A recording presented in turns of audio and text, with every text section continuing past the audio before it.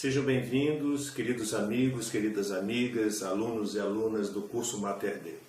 Hoje nós vamos, mais uma vez, continuar o nosso curso, nosso módulo 3. E hoje é a nossa terceira aula, que nós estamos dando continuidade ao assunto, ao tema dos sacramentos. E hoje o sacramento será o sacramento da confissão. Mas vamos dar início à nossa aula com a nossa oração. Em nome do Pai, do Filho e do Espírito Santo. Amém. Senhor Deus, fazei que nós, vossos filhos, que buscamos conhecer mais os vossos ensinamentos, cresçamos na nossa fé e no vosso conhecimento, para que possamos adorar-vos e amar-vos como vós mereceis. Por nosso Senhor Jesus Cristo, vosso Filho, na unidade do Espírito Santo. Amém. Em nome do Pai, do Filho e do Espírito Santo. Amém. Então, nós vimos nos dois últimos vídeos deste módulo, terceiro módulo, sobre a missa, continuação do assunto Eucaristia, do tema do sacramento da Eucaristia, porque Eucaristia e missa estão intrinsecamente ligados, essencialmente, digamos assim, interligados e formados por serem o mesmo sacramento. A missa é o locus teológicos onde o sacramento ele se realiza, ele se perfaz. Hoje nós agora vamos entrar dando continuidade aos sacramentos, ao assunto que é o sacramento da confissão. Esse sacramento da confissão é um sacramento também conhecido com o nome de penitência ou reconciliação. São três nomes correlatos que significam praticamente a mesma coisa, mas cada termo dá ênfase a um aspecto desse sacramento. Esse sacramento é o sacramento do perdão. É o sacramento no qual nós encontramos o resgate daquele estado de graça que nós recebemos no batismo com a graça santificante ou graça habitual. É um sinal nesse sacramento da misericórdia de Deus, né? E por ela nós nos salvamos de quê? Do pecado, conservando a vida divina que Deus nos deu em nós, ou seja, sempre em ordem ao sobrenatural, né? Esse sacramento, eu já havia dito em algum vídeo atrás, em algum módulo, que esse sacramento da confissão, junto com o sacramento do batismo, também é chamado de sacramento dos mortos. Por quê? Porque para receber esses dois sacramentos não é necessário estar em estado de graça, né? Nós vimos que o sacramento da crisma, da Eucaristia e os outros demais sacramentos que nós estamos estudando e vamos estudar ainda, para que sejam recepcionados, sejam recebidos pela pessoa, tem que estar em estado de graça, para que haja a fruição e a frutuosidade do sacramento, da graça sacramental.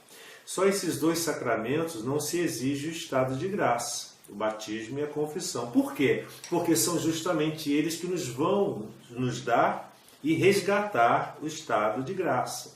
O batismo nos dá o estado de graça. O sacramento da confissão nos restitui o estado de graça. Então, ou seja, nós estamos em estado de pecado. E é justamente por se chamar de sacramentos dos mortos, é porque a pessoa se encontra morta espiritualmente, né?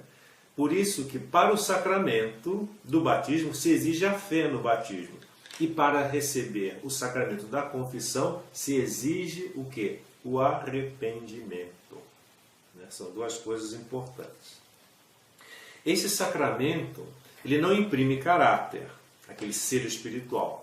Portanto, ele pode ser recebido mais de uma vez, certo? O ideal seria, que nós vamos ver aqui, que a pessoa tivesse uma prática sacramental de estar sempre se confessando, pelo menos uma vez ao mês, né? Ou de 2 em 2 meses. O ideal seria isso.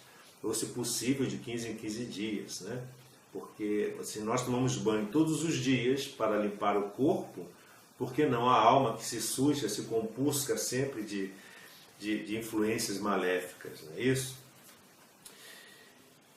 Esse sacramento, como eu disse, pode ser recebido mais de uma vez, porque ela restaura, né, a graça santificante. Esse sacramento vai restaurar a graça santificante que nós perdemos após o batismo, né? Só pode receber o sacramento da confissão quem já foi batizado e quem perdeu a graça batismal, né?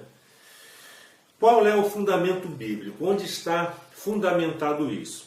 Porque, infelizmente, muitas pessoas que não são católicas, principalmente protestantes, e até mesmo ateus, questionam a nós católicos. Ah, mas isso é invenção. Tal. Não é invenção. É fundamentalmente bíblico. Há um fundamento bíblico. Onde? Nós podemos encontrá-lo no Evangelho de São João, capítulo 20, versículos 22 a 23. É um episódio no qual nós encontramos Jesus imediatamente após a sua ressurreição.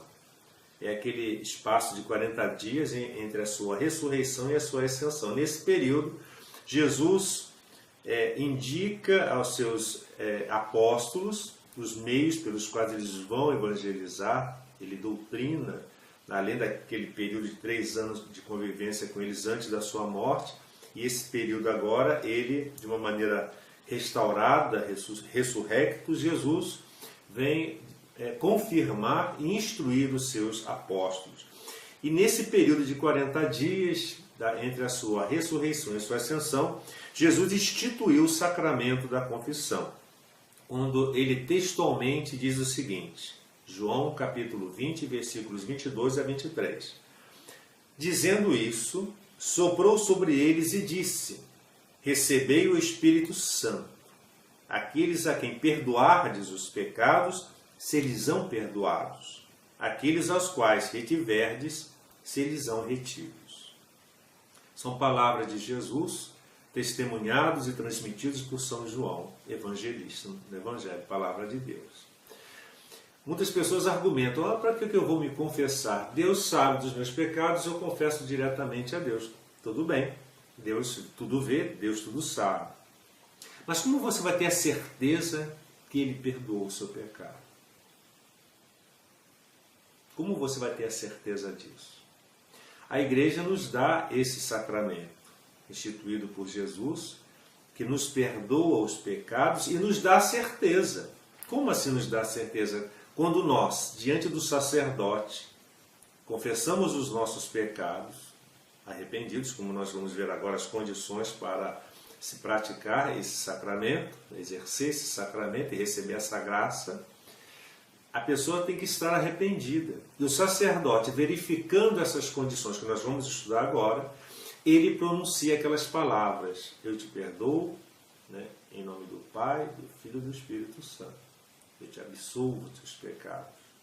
Essa é a certeza que Jesus, através do sacerdote, que não é o padre, o sacerdote que perdoa os pecados, é Deus, através dele, é que perdoa, absolve os nossos pecados. Então, essa certeza que nós temos, quando ele fala, o sacerdote, da absolvição, ali está a certeza.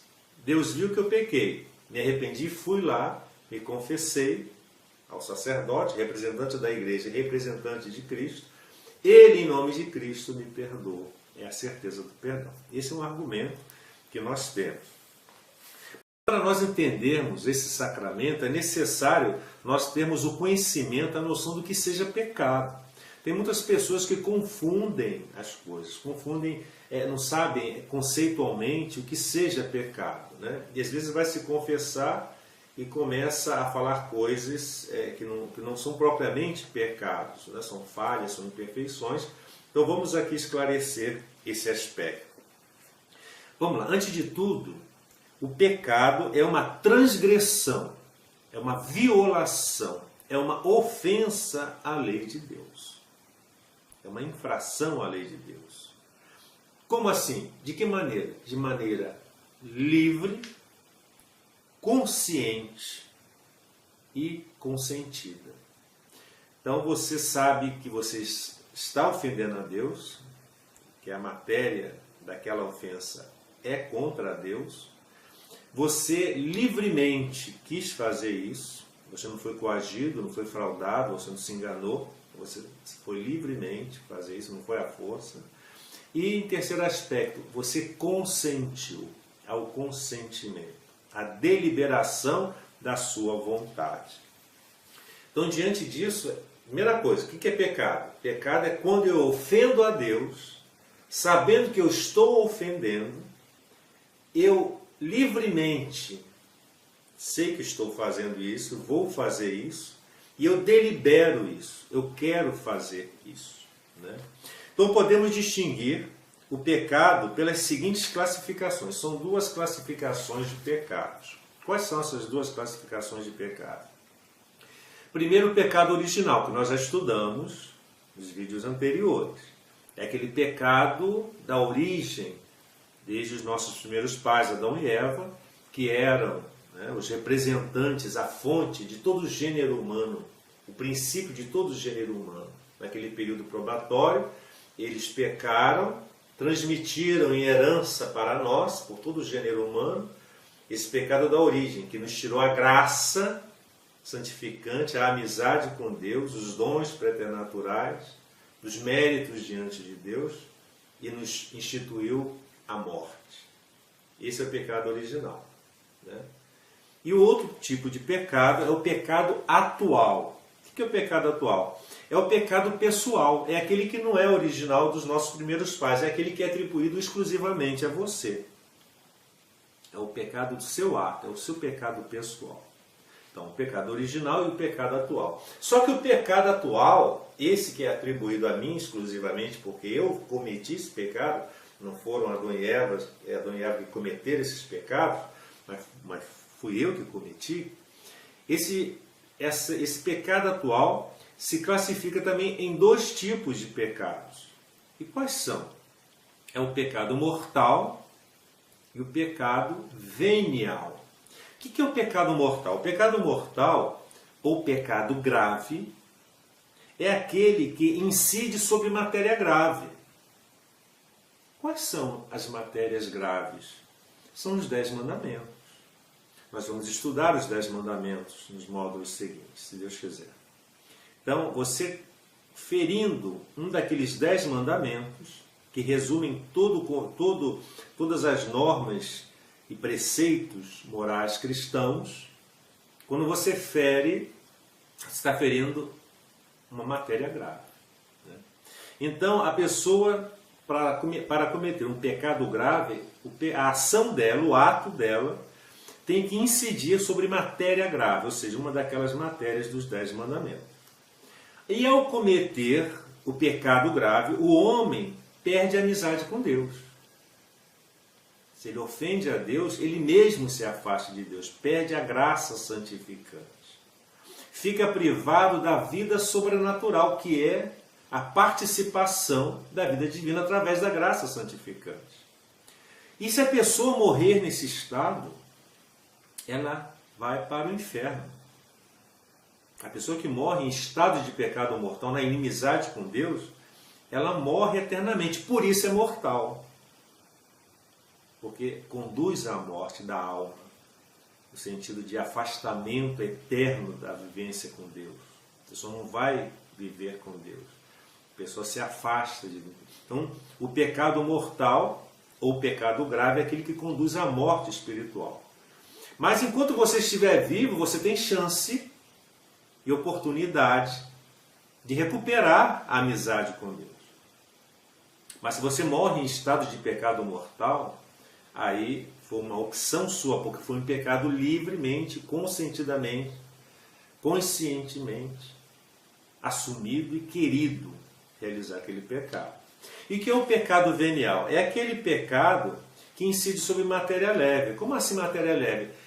Pode ser não configurado naqueles 10 mandamentos, né? Às vezes uma falha, um erro, alguma coisa que a gente cometa, ou que incida sobre aqueles 10 mandamentos, contanto que você tenha feito sem a perfeita advertência. Ou seja, você não tinha conhecimento, né, daqueles preceitos. Ou que você não tenha entendido direito algum daqueles 10 preceitos dos 10 mandamentos. Ou seja, você não sabia, não conhecia direito. Mas nós que conhecemos, nós que fomos catequizados, nós que estudamos teologia, que temos o conhecimento da palavra de Deus, nós não somos ignorantes. Nós sabemos, nós conhecemos os 10 mandamentos. Então, quando cometemos sim, sabendo que está incidindo sobre um dos 10 pontos dos preceitos divinos. Ou quando a pessoa faz sem um pleno consentimento da vontade. Às vezes a pessoa comete um pecado aparentemente grave sem um consentimento da vontade. Ela não queria fazer aquilo. Ela não sabia que estava fazendo aquilo porque ela foi induzida, foi enganada, foi fraudada. Não é verdade? Foi não matar, né? Pecado grave. Se eu cometo esse pecado sabendo que está lá nos 10 mandamentos, consciente, livre, consinto aquilo ali, eu caio em pecado mortal. Mas uma pessoa que mata a outra sem saber que está matando, porque ela foi fraudada, enganada, induzida, ela comete um pecado, mas é um pecado classificado como venial. Por quê? Porque ela não teve seu pleno conhecimento daquilo que estava fazendo. Ela não consentiu aquilo, por esses motivos que eu acabei de falar. Então devemos ter muito cuidado e discernimento quando nós formos confessar. Porque nós temos que saber distinguir o que é pecado grave e o que é pecado venial, o que é pecado mortal e o que é pecado venial. É por isso que nós estamos aqui esclarecendo isso. E o pecado contra o Espírito Santo? Em que consiste esse pecado que o próprio Jesus falou nos Evangelhos? O pecado contra o Espírito Santo, vejam bem, consiste na recusa explícita do perdão e da graça de Deus. A pessoa recusa. Eu não quero o perdão. Eu não quero a graça de Deus. Quando a pessoa chega a esse ponto de recusar o perdão e a graça de Deus, ela deliberou, ela sabe do que ela está falando. Ela explicitamente vai contra a ação do Espírito Santo, ela se afasta de Deus definitivamente. Não digo que seja irrevogável, porque a pessoa pode se arrepender. Mas se a pessoa persevera nessa decisão de recusa ao perdão e à graça de Deus, ela mesma se lança ao inferno. Se lança para distante de Deus. Né? O Espírito Santo, vejam bem, é o mestre interior que nos atrai para Deus. Quem se fecha a Ele, coloca-se em situação irremediável, porque recusa o próprio remédio. Imagina um doente, sabendo que tem uma doença fatal, gravíssima, correndo risco de vida, e ele recusa aquele remédio. Eu não quero tomar esse remédio. Eu me recuso a ser medicado. Eu não quero. É a mesma coisa a alma. A alma está doente, fraca, e a pessoa não quer o remédio, que é a graça do Espírito Santo, o dom de Deus. Tal atitude também é chamada pecado para a morte. A pessoa quer aquilo ali. Por incrível que pareça, meus amigos, existem pessoas que fazem isso. Os satanistas, os ateus, as pessoas até se recusam. Elas podem ser até boas pessoas, do ponto de vista ético, na bondade, no trato, mas espiritualmente falando, elas se recusam, elas se lançam, é um pecado para a morte. O próprio Jesus nos exorta, conforme está em Marcos, Evangelho de Marcos, capítulo 3, versículos de 28 a 30, que Jesus diz o seguinte: na verdade vos digo, tudo será perdoado aos filhos dos homens, os pecados e todas as blasfêmias, ofensas, que tiverem proferido. Aquele, porém, que blasfemar, no sentido de rejeitar, né?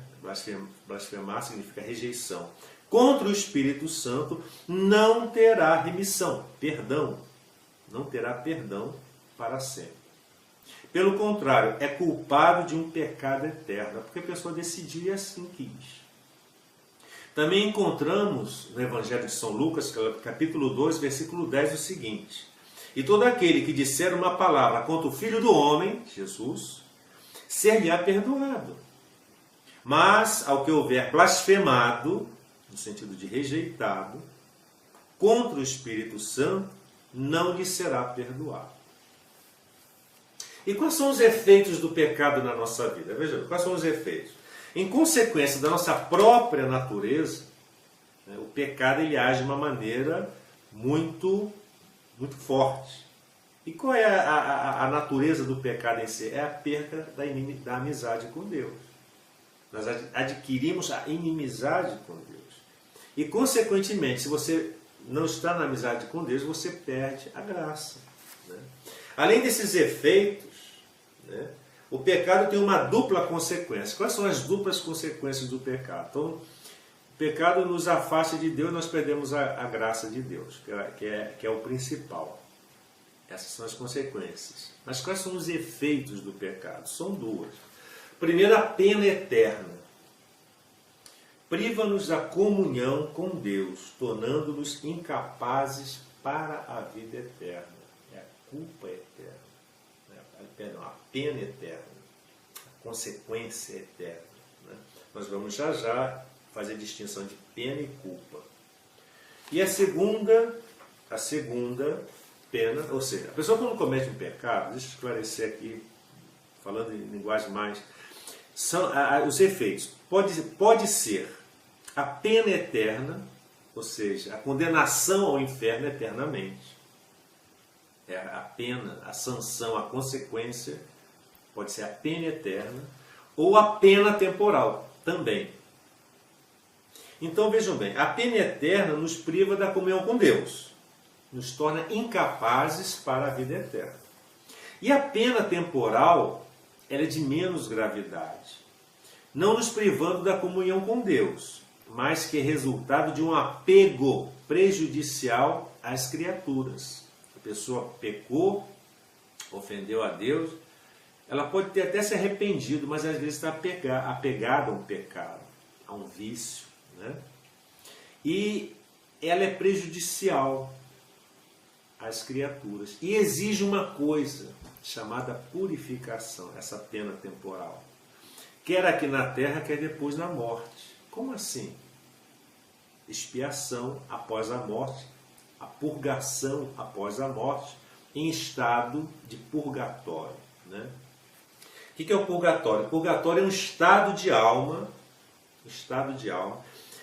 em que ela se encontra logo após a morte, se ela ainda tem pena temporal a pagar. Em purificação, a pena, essa pena temporal, ela tem a finalidade de purificar, purgar, daí purgatório, dos efeitos temporais do pecado, antes de ser admitida definitivamente a visão de Deus. Mesmo quem vai para o purgatório tem a garantia do céu, graças a Deus. Né? Então, é melhor pagar, satisfazer essas penas aqui, do que no purgatório, é lógico. Né? Por isso que agora eu vou explicar a vocês a diferença entre culpa e pena. Qual a diferença entre culpa e pena? Então o pecado ele tem como consequência a culpa e a pena. O que é a culpa? Vejam bem. No sacramento da confissão, nós obtemos o quê? O perdão do pecado, a remissão. Ótimo. Nós somos livres da culpa. Eu cometi aquele pecado, mas Jesus assume aquela culpa por mim. Ele assume aquela culpa. A autoria, eu fui o autor do pecado. Jesus vai, ele assume, digamos assim, aquela autoria por mim, pela minha culpa. Ele me isenta daquela culpa, me perdoa da minha culpa. Entretanto, permanecem as consequências temporais. O que é isso? Toda ação maléfica, todo ato delituoso, ele acarreta situações danosas para a pessoa ou para terceiros. Você tem que reparar, satisfazer as consequências do seu ato. E quando você comete um ato delituoso, você tem que pagar por ele. É o que nós chamamos de sanção. Né? Se você infringiu a lei de trânsito, ao ultrapassar o sinal vermelho, você é culpado, porque foi você que cometeu aquela infração. Aí você, como sanção daquilo, para compensar aquele seu ato infracional ou criminoso, seja lá um crime que você tenha cometido, no caso aqui da infração do trânsito, você tem que pagar uma multa. Ou ser privado de dirigir, é divertido, não sei.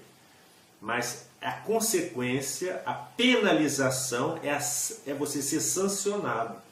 É você pagar, satisfazer aquilo ali. É a sua pena. É a sanção de satisfação daquele erro. Quando nós cometemos um pecado, ele cria para nós uma pena, há uma sanção, há uma consequência para reparar e satisfazer aquele pecado, aquele ato que você fez. A culpa está perdoada, mas a consequência você tem que reparar. Se eu roubei alguém, eu tenho que devolver. Se eu matei alguém, não tenho como restituir a vida daquela pessoa. Eu tenho que satisfazer de alguma forma, minimizar os efeitos daquela morte, né? Ou qualquer outro tipo de pecado. Então essa satisfação, essa sanção que eu tenho que satisfazer e reparar se chama pena. E essa pena, essas penas temporais, que são consequências do pecado, elas podem ser perdoadas, elas podem ser remidas? Podem, elas podem, através das obras de penitência. Então essas penas, elas podem ser perdoadas. Ou eu exercendo essas penas, através de uma penitência, ou através de uma indulgência. Entenderam?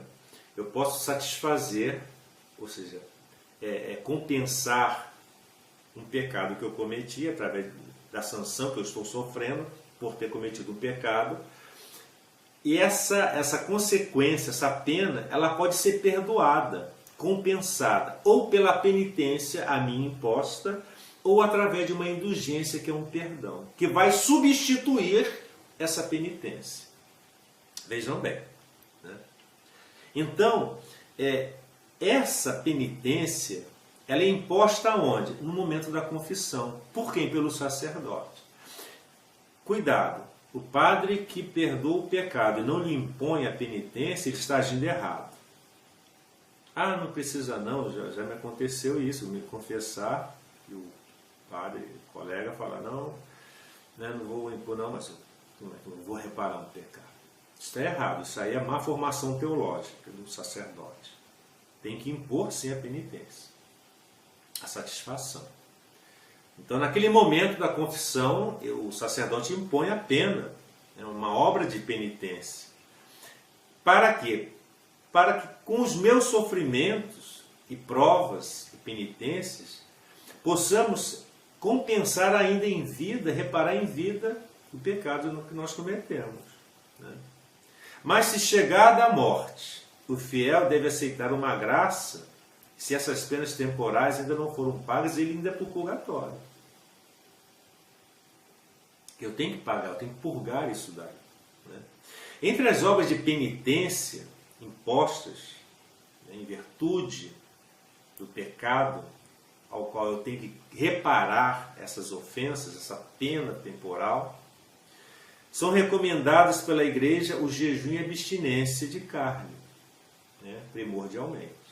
Atos de caridade, atos de amor, orações. Todavia, também em vida, as penas temporais poderão ser perdoadas, como eu disse, através de indulgências, que a Igreja instituiu. É uma instituição eclesiástica, mediante condições. Há requisitos, condições que nós devemos observar para lucrar. Esse é o termo que se usa. Para nós podemos receber frutuosamente as indulgências para o perdão dessas penas temporais. É estar em estado de graça e ter a intenção de, pelo menos, geral, de lucrá-las. A pessoa tem que estar em estado de graça, ou seja, tem que se confessar, estar perdoado a sua culpa, o seu pecado, e ter a intenção de recebê-la. Nós vamos ter um módulo em que nós vamos falar sobre indulgências. Eu não vou aqui falar porque é um assunto grande, profundo. Eu apenas estou mencionando aqui, mas nós teremos a oportunidade no módulo de falar sobre as indulgências, né? Que é o que é indulgência? A indulgência é a remissão, o perdão diante de Deus dessas penas temporais. Não é do pecado. O pecado foi perdoado na confissão. A consequência do pecado, o efeito do pecado, é a pena temporal, que é uma sanção que eu devo satisfazer, reparar diante de Deus. Essa sanção, essa pena, ela pode ser perdoada, ou pela penitência que eu vou fazer, ou pela indulgência. Então a indulgência é uma forma instituída pela igreja para o perdão da pena temporal, né? Fica bem esclarecido isso. Então nós vamos aprofundar essa questão das indulgências num outro vídeo, oportunamente. Certo? E é interessante aqui, continuando o assunto, de nós falarmos sobre a questão do estado de graça. O que é o estado de graça? A igreja ensina que o fiel encontra-se em estado de graça quando está isento do pecado grave. Nós já chegamos a ver isso no módulo anterior. A pessoa, quando peca, ela perde o estado de graça, que era aquele estado que os nossos primeiros pais tinham lá no Jardim do Éden, segundo os relatos bíblicos do Gênesis. Eles viviam em estado de graça. Perderam pelo pecado original. Nós adquirimos o estado de graça no batismo, mas podemos perdê-la quando nós cometemos um pecado grave ou pecado mortal. Nos é restituído o estado de graça pela confissão, com a graça sacramental do perdão, né? O único pecado que não tem perdão, nós vimos que é o pecado contra o Espírito Santo. Não é isso? Agora, quais são as exigências para se alcançar a graça do sacramento, a graça sacramental da confissão, que é o perdão? Quais são as exigências? Quais são as condições? Vamos lá. Exigem 4 requisitos. 4 exigências. Quais são? Primeiro, né, que a pessoa esteja arrependida. Primeira coisa é o arrependimento. Né? A pessoa tem que estar arrependida. Né? Para estar arrependida, ela tem que fazer um exame de consciência. Né? Poxa, eu cometi um pecado. Ela faz um exame de consciência. Ela fez o exame de consciência, ela se arrependeu. Ela viu que cometeu um pecado. Tem que estar verdadeiramente arrependido mesmo. Né? O verdadeiro arrependimento é a sincera detestação, aversão dos pecados cometidos. Eu devo ter aversão àquilo que eu fiz, nojo daquilo que eu fiz. Verdadeira detestação, né? Com um firme propósito de não pecar mais. Ah, eu cometi, mas lá na frente posso fazer de... Não, eu tenho que ter aversão àquilo, né? O propósito de emenda, que consiste na vontade firme de não mais pecar e empregar todos os meios necessários para evitar o pecado. Não basta eu me arrepender somente, eu tenho que também ter o propósito, a decisão de não pecar mais e empregar todos os meios humanos e sobrenaturais para evitar aquele pecado novamente. Tendo esses três, né, o exame, o arrependimento e o propósito, aí eu confesso. Eu fiz isso, fiz isso, fiz isso. Eu não vou lá no padre para confessar os pecados alheios. Não, eu vou confessar os meus pecados. Eu tenho plena consciência que eu cometi esses pecados. Que eu estou arrependido e não quero mais fazê-los. Né? É acusação. Você se acusa. Você não vai lá para acusar os outros, você vai para se acusar. Você chega diante... Ali é um tribunal. É um sacramento judicial. Você vai se acusar, né? Dizendo claro e distintamente seus pecados, pedindo a ele o perdão, a absolvição. Em seguida, a sua confissão, o sacerdote, no confessionário, ele vai te absolver, ele vai te perdoar. Não em nome dele, mas em nome de Cristo. Eu te absolvo em nome do Pai, do Filho e do Espírito Santo. É uma ação trinitária. É Deus que está perdoando, não é o Padre. Não é o médico. O médico, para curar o doente, não é necessário ou obrigatório que ele seja isento de todas as doenças. Não. O médico também é vítima de doenças. Ele também toma remédios, se cuida com outros médicos. Né? O sacerdote, para perdoar, ele tem que ter a consciência de que também ele é pecador. Eu sei que o padre é pecador, mas não estou pedindo perdão ao padre, estou pedindo perdão a Deus através do sacerdote, representante da igreja. Né? Então o padre vai lhe impor, após a absolvição, uma satisfação, que é a execução da pena imposta por ele, seja qual for. A que o sacerdote entender, você tem que cumprir, satisfazer, não pode se esquecer não. Saiu dali, faça imediatamente a satisfação através daquela penitência imposta. E quais são, nós vamos ver agora a matéria e a forma. Né? Nós vimos que a matéria, os elementos desse sacramento, é o conjunto justamente de todos esses elementos que eu falei. Matéria do sacramento, da confissão, são essas condições. O exame de consciência, o verdadeiro arrependimento, o propósito de não pecar mais, a confissão, a satisfação. E qual é a forma desse sacramento? São as palavras que o sacerdote diz. Eu te absolvo em nome do Pai, do Filho e do Espírito Santo. E quem é o ministro?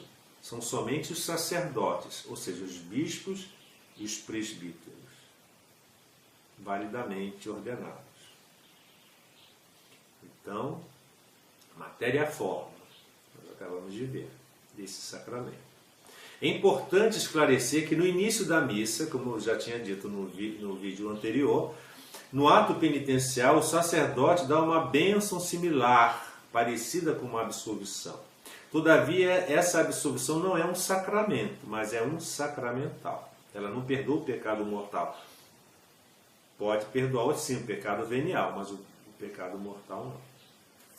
Então, resumindo, né? Fazendo apenas mais um breve resumo.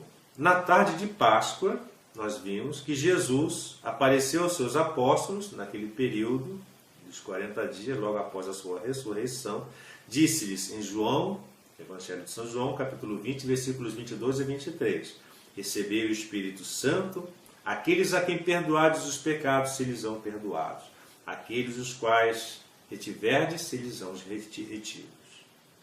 Então, Jesus instituiu o sacramento da confissão, foi instituído por nosso Senhor Jesus Cristo.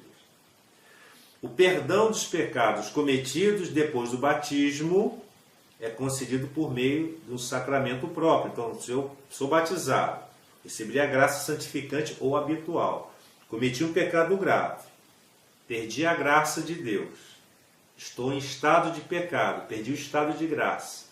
Como que eu recupero a vida divina em mim? Como que eu recupero a graça santificante? Através do sacramento da confissão, né? Chamado também de penitência ou reconciliação.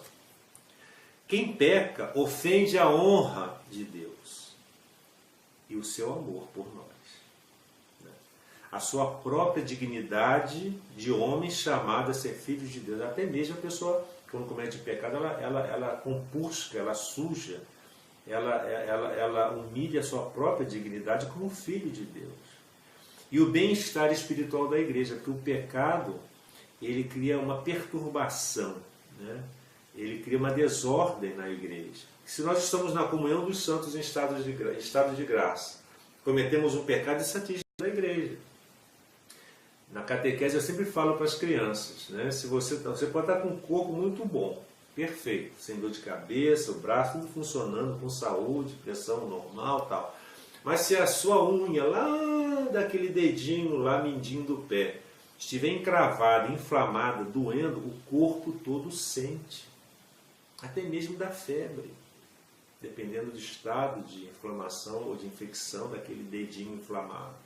Então, no corpo de Cristo, ele é a cabeça e a igreja é o seu corpo místico, qualquer pecado cria uma certa desordem, um certo sofrimento ao corpo.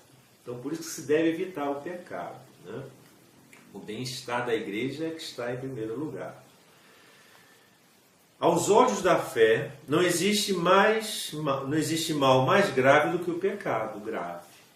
Então, nós que somos crentes, nós que acreditamos, cremos em Deus, nas verdades reveladas, não existe coisa pior do que o pecado grave.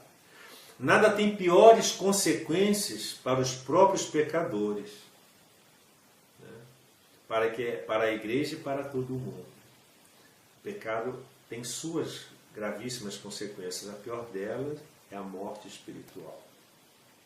Voltar à comunhão com Deus, depois de ter perdido, né, essa graça, essa comunhão com Deus pelo pecado, é um movimento nascido da graça mesmo do Deus misericordioso e cheio de intenções e interesses para a nossa salvação. Até mesmo o fato de você se arrepender e desejar voltar a confessar-se no seu arrependimento é uma graça de Deus. Deus não é que Ele viola a sua consciência, a sua vontade, não. Ele te predispõe a isso. A sua alma atende a essa predisposição, a essa abertura de Deus. Você pode dizer não, não quero me confessar, deixa isso para lá, bobagem. A última decisão é sua.